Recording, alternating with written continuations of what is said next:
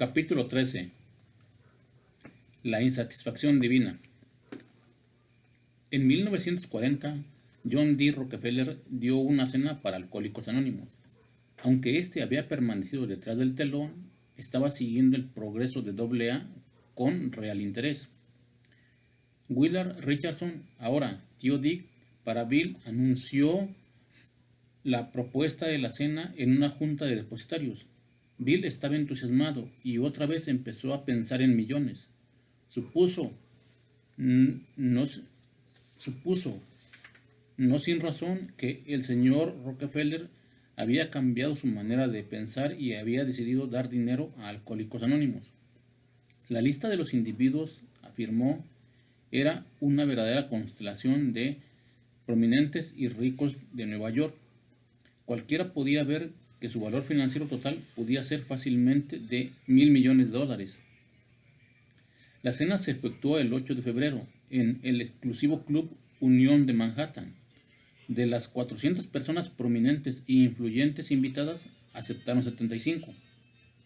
Al irse reuniendo los invitados antes de la cena, muchos tenían una expresión de perplejidad atribuible, según decidió Bill.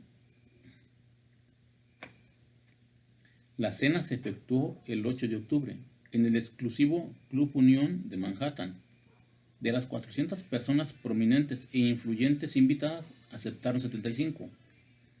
Al irse reuniendo los invitados antes de la cena, muchos tenían una expresión de perplejidad atribuible, según decidió Bill, al hecho de que no podían definir exactamente qué era Alcohólicos Anónimos.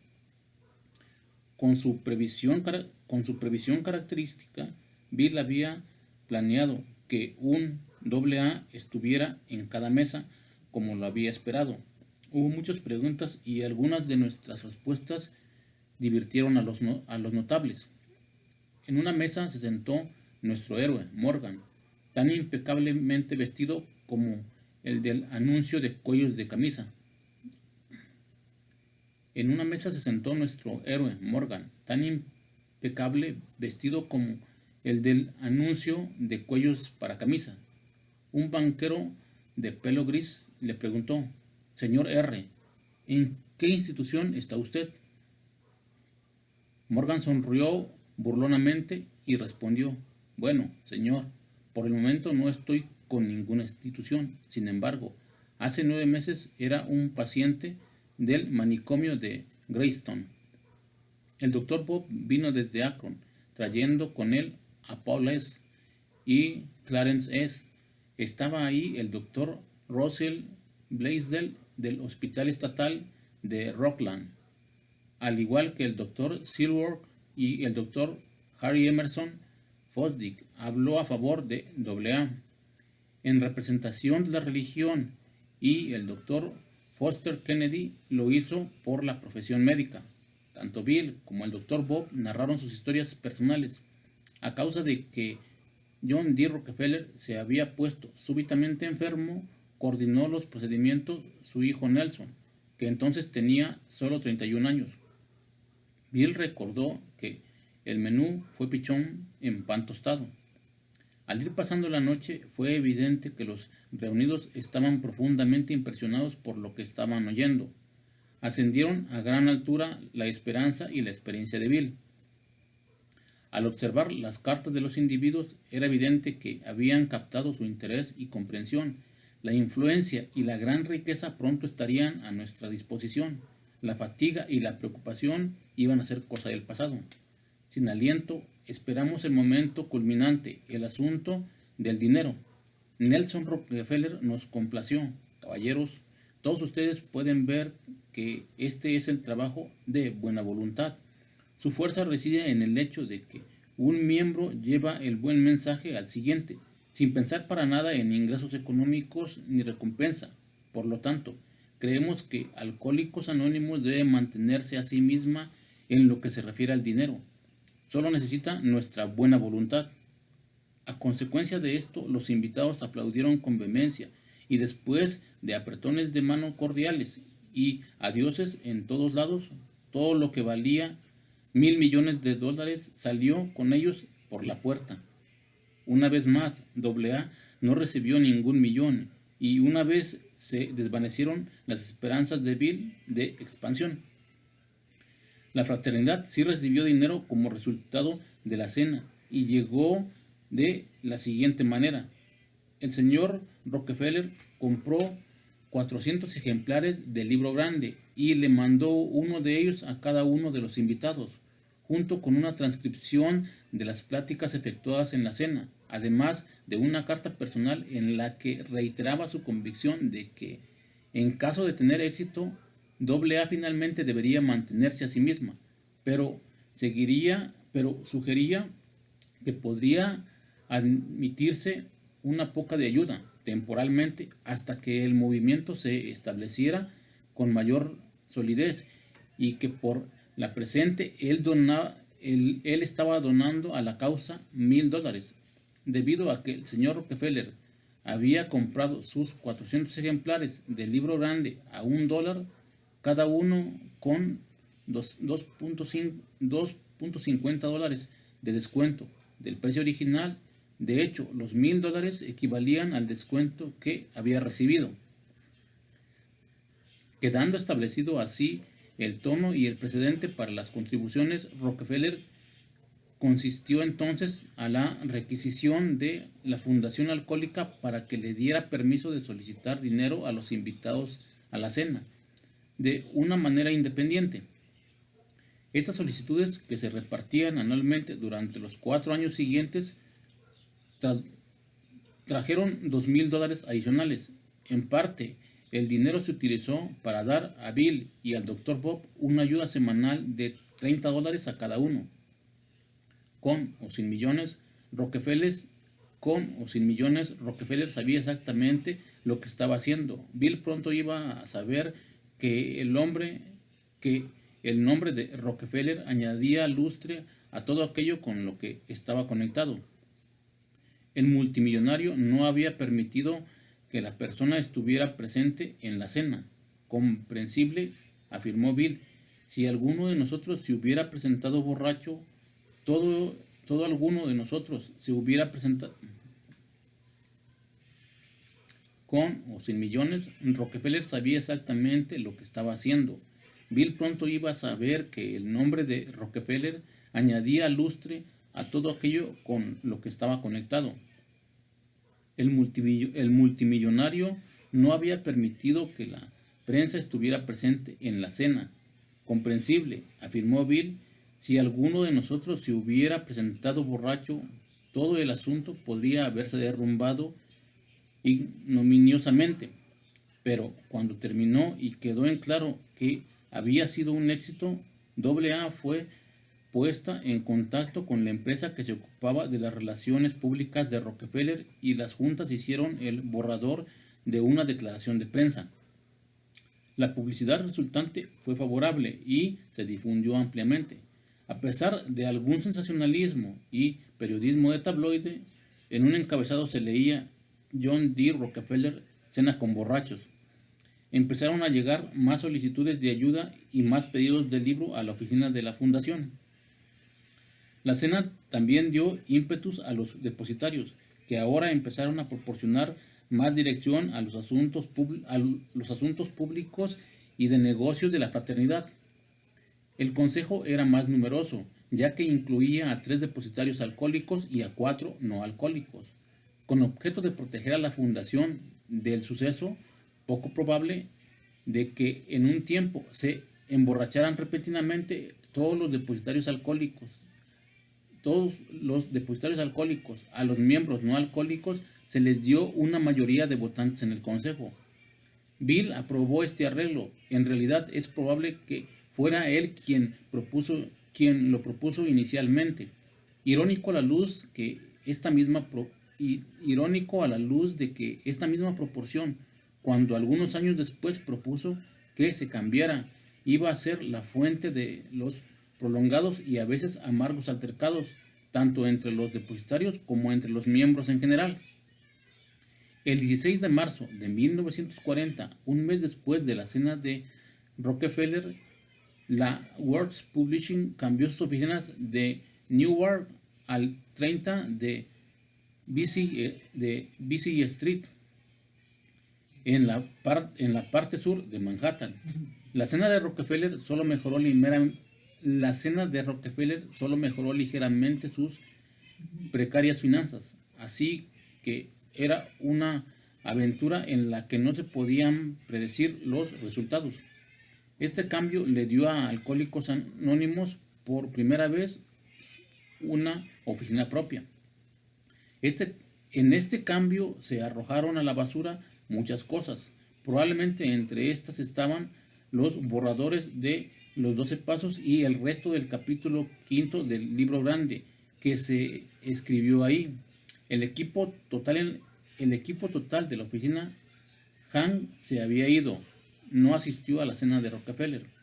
Consistía de Bill, Ruth y la nueva ayudante de esta, Lorraine Greene, también una no alcohólica, que había empezado a trabajar en la oficina de Newark un mes antes del cambio a Manhattan. Para compensar a Lorraine por el cambio, ya que creía que trabajaría en New Jersey, le subieron el salario de 12 a 15 dólares a la semana.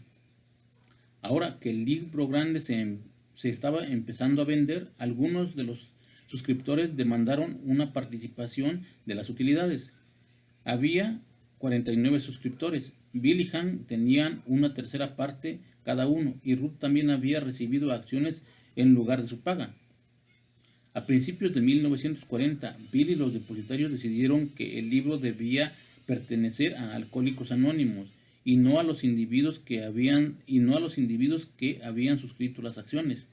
Por medio de la emisión de algunas acciones preferentes y de obtener un préstamo de los asociados de Rockefeller, fueron capaces de recuperar las acciones que debían, pagándolas a un valor a la par de $25 por acción.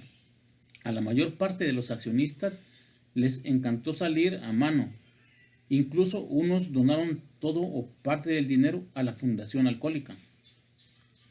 Pero Han resistió todas las súplicas para regresar su tercera parte, 200 acciones, de la World Publishing a la fundación. Un día, completamente en bancarrota y muy tembloroso, se presentó en la oficina de Vesey Street. Refirió Bill. Hizo notar que la mayor parte del mobiliario de nuestra oficina todavía le pertenecía, en particular el enorme escritorio y el ostentoso sillón. Eso le dio a Bill una idea. Le propuso que la fundación le compraría los muebles en $200 si Han endosaba sus acciones de World Publishing. Después de insistir algunas veces, por último Han consintió y firmó los papeles necesarios, pero resintió que Bill lo persuadiera de endosar sus acciones. Para empeorar las cosas, no fue mucho tiempo después de este encuentro cuando Bill se le concedió el derecho de autor sobre el libro, similar al que ya se había votado para el Dr. Bob. En tanto que el derecho de autor al principio fue muy modesto, finalmente llegó a ser importante, y tanto a Bill como a Lois les proporcionó un ingreso para toda la vida. El hijo de Han dijo que sintió que se le había tratado injustamente y que pensó que Bill había hecho un trato con la fundación que lo excluía de cualquier futura participación en las utilidades del libro. Lo que nublaba todo el asunto es el hecho de que al beber, Hank había puesto un muro entre él y muchos de los miembros, que finalmente apoyaron los derechos de autor para Bill. En la primavera de 1940 llegó una sucesión de acontecimientos que fue desconcertante para todos. En mayo, en la primera ruptura del anonimato a nivel nacional, Rollie H. Carter de los Indios de Cleveland acababa de recibir a Bob Feller, un juego que lanzó un hit. Reveló que había estado sobrio en AA durante un año. La historia, cuando lo rompió, fue presentada en las páginas deportivas de los periódicos de Estados Unidos. A causa de sus borracheras, era un asunto de dominio público. Se le llamaba Rolly el Alegrón, y casi había arruinado su carrera. Su sobriedad fue una gran noticia. Cuando apareció la historia completa, con nombres y fotografías, le proporcionó a Alcohólicos Anónimos el primer reto a nivel nacional y a su todavía evolución, principio del anonimato, que surgía lentamente. A Bill se le presentó un profundo dilema. ¿Qué actitud debía asumir?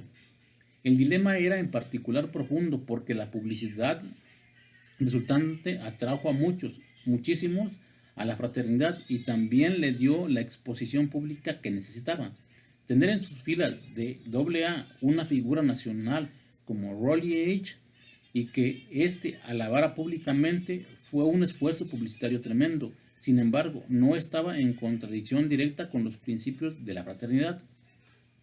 Lo que sigue a continuación es la versión de Bill de lo que sucedió. Hace unos años, un notable jugador de béisbol dejó de beber mediante AA. A causa de que su regreso fue tan espectacular, obtuvo una tremenda ovación personal en la prensa y Alcohólicos Anónimos obtuvo gran parte del crédito. Su nombre completo y sus fotografías como un miembro de AA fueron vistas por millones de aficionados. Temporalmente, eso hizo mucho bien porque los alcohólicos llegaron por bandadas. Esto nos encantó.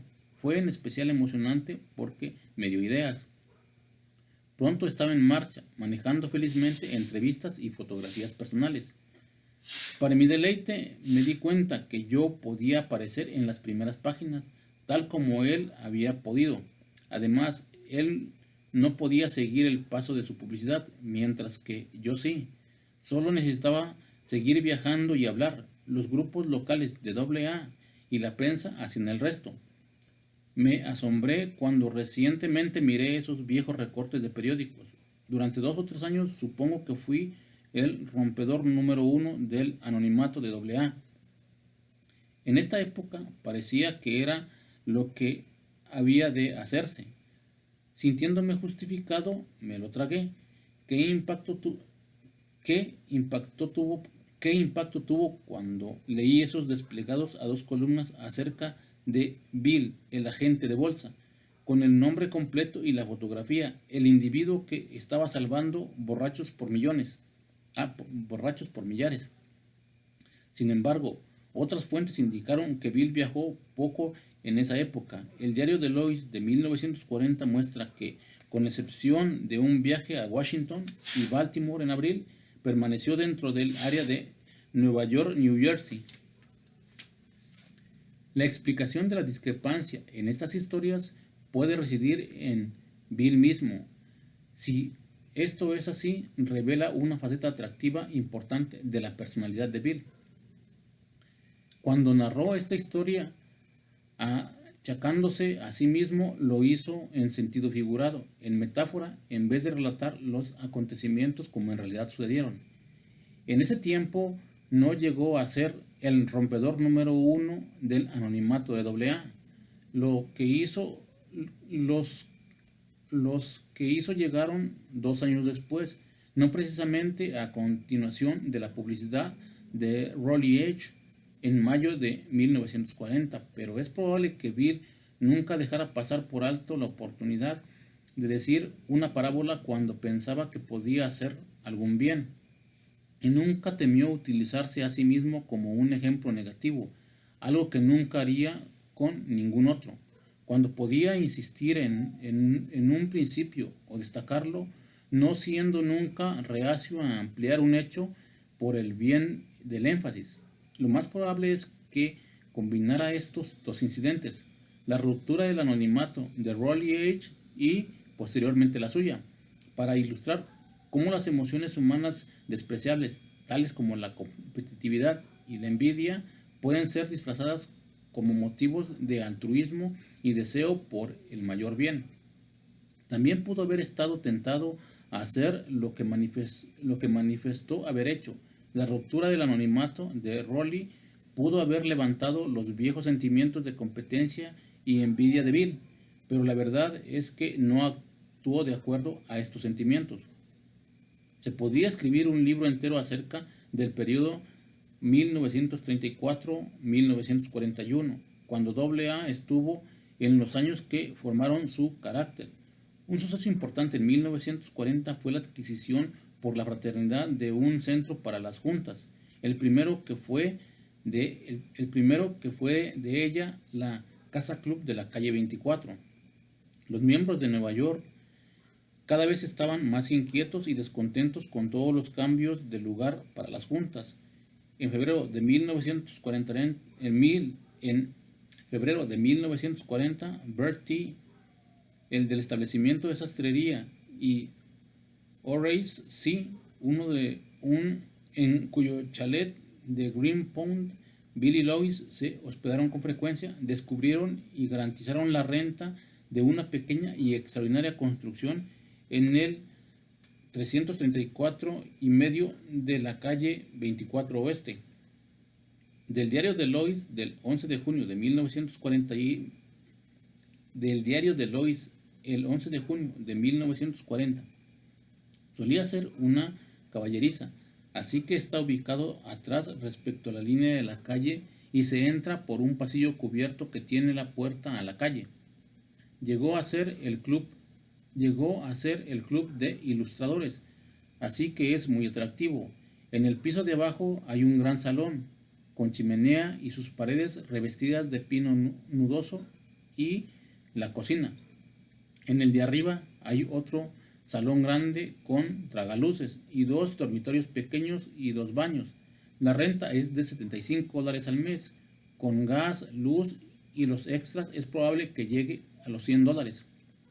Otro punto de vista subraya el ambiente de vida en la Casa Club de la calle 24. Era como Clinton Street en 1935, solo que más que eso, siempre había visitantes. Gente en su coche venía desde Westchester o Connecticut,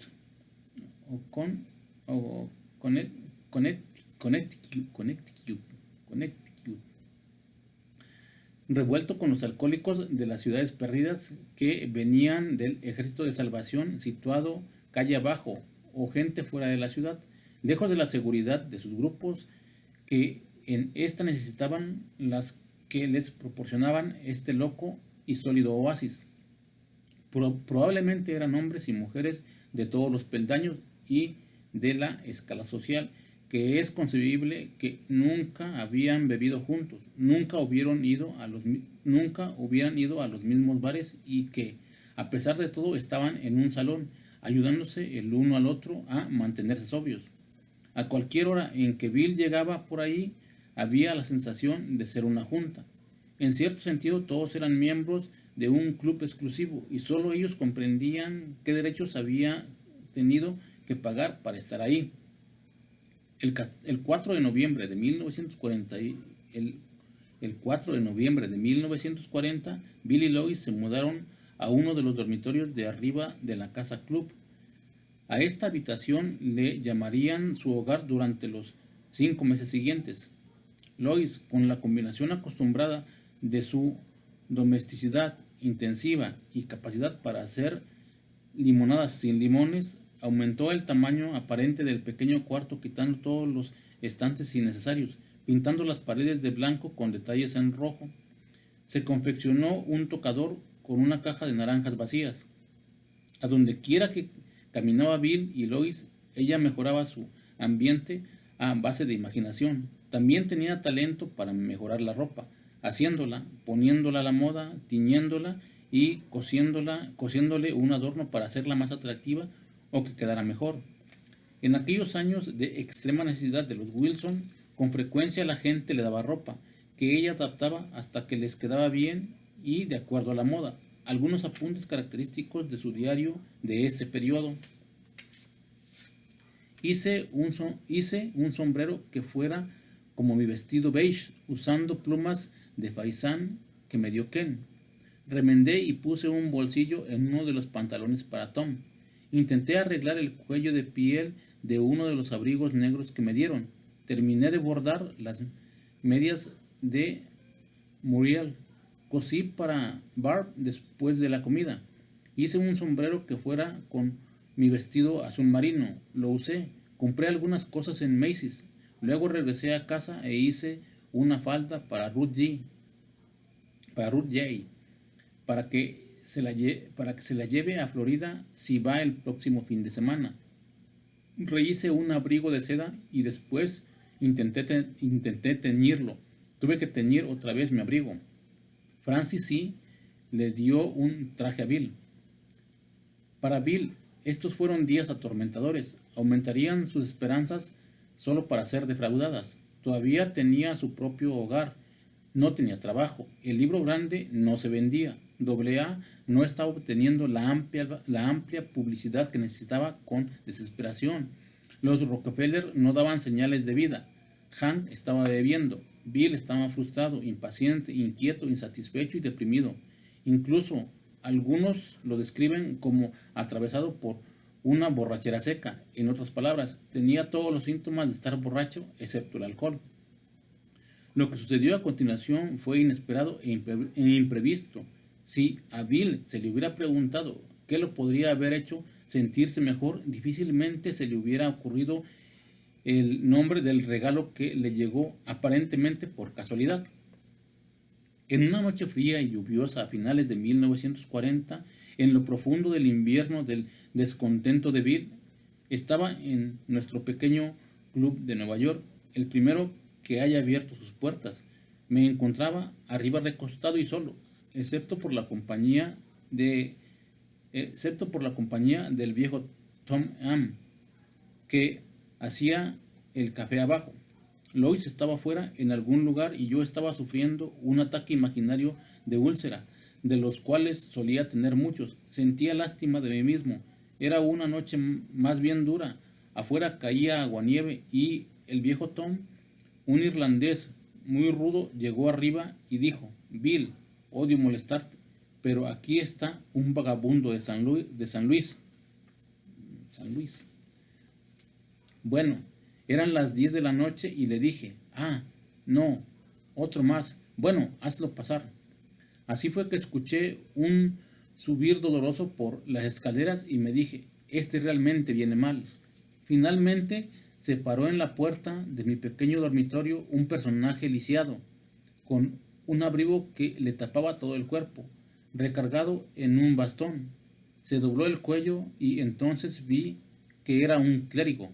Manifestó: soy el padre Dolin de San Luis, pertenezco a los jesuitas, de ahí he estado mirando este libro, Alcohólicos Anónimos. Así empezó una conversación que duró 20 años. El padre Dolin, el jesuita lisiado de San Luis y editor de La Obra de la Reina, una publicación católica, afirmó que estaba fascinado por los paralelos que había descubierto entre los 12 pasos de los Alcohólicos Anónimos y los ejercicios de San Ignacio, la disciplina espiritual de su orden jesuita. Cuando confesó que no sabía nada de los ejercicios de San Ignacio, el padre Dolin pareció encantado y esto confortó a Bill. Hablamos acerca de muchas cosas. Mi espíritu continuó en alza y poco después empecé a darme cuenta de que este hombre irradiaba una gracia que llenaba el cuarto con un sentido de presencia. Bill había utilizado el mismo término, sentido de presencia, para describir el ambiente de la catedral de Winchester. Esa noche, el padre Ed estuvo compartiendo con Bill una comprensión espiritual que entonces y después siempre pareció referirse a la condición de Bill. El autor del quinto paso, posteriormente caracterizaría esa noche como aquella en la que practicó su quinto paso y también como una segunda experiencia de conversión. Se descargó de todos sus pecados y omisiones, de todo lo que yacía pesadamente en su mente y de lo que hasta entonces no había encontrado la forma de hablar. Esta comunicación extraordinaria, esta apertura de compartimiento iba a ser vital para Bill. El apadrinamiento espiritual del padre Ed duraría, crecería y sería fomentado por correspondencia y una profunda amistad que duraría los 2 siguientes decenios. Los asuntos de este intercambio, aunque entremezclados con asuntos de negocio de la fraternidad, el padre Ed fue uno de los más sólidos apoyos y responsables de la fundación de AA en San Luis. Siempre fueron cuestiones que Bill continuó considerando toda su vida sobre la fe y la creencia de ella, acerca de la iglesia y su papel en los asuntos humanos. Esa noche Bill habló de sus grandes esperanzas y planes, también respecto a su ira, desesperación y frustraciones en aumento. El jesuita escuchó y citó a Mateo: «Benditos sean los que padezcan hambre y sed». Señaló: en la elección de Dios siempre se distinguían los anhelos, la intranquilidad y la sed de quien había sido elegido. Con dolor, Bill preguntó si nunca habría alguna satisfacción. El sacerdote casi le dio una cachetada. «Nunca, nunca, ninguna». Continuó en un tono amable, describiendo con insatisfacción divina aquello que haría que Wilson continuara hacia adelante, siempre tratando de alcanzar metas inconseguibles, solo que por ese intento conseguiría las metas de Dios, ocultas para él. Esta aceptación de su insatisfacción, que su misma sed podía ser divina, fue uno de los grandes regalos de Dulin para Bill Wilson y mediante él para Alcohólicos Anónimos. Listo.